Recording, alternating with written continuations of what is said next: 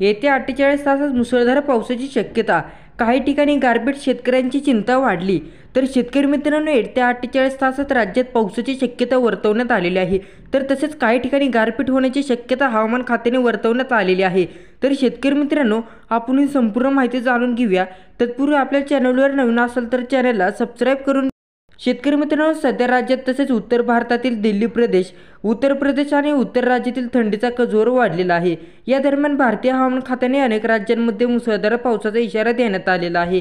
महाराष्ट्रात देखील काही जिल्ह्यात हलका ते मध्यम स्वरूपाची पावसाची शक्यता वर्तवण्यात आलेली आहे।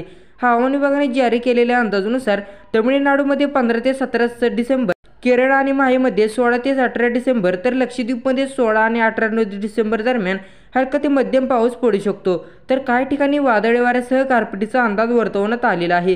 केरळमध्ये येत्या 48 तासात वादळी वाऱ्यासह अवकाळी पावसाचा इशारा देण्यात आला असून हवामान खात्याने वर्तवलेल्या अंदाजानुसार पुढील 48 तासात महाराष्ट्रातील काही जिल्ह्यात हलका ते मध्यम स्वरूपाचा पाऊस होण्याची शक्यता आहे। उर्वरित भागात ढगाळ वातावरण राहणार असून काही ठिकाणी थंडी वाढण्याची शक्यता आहे। तर शेतकरी मित्रांनो, ही होती आजची अपडेट।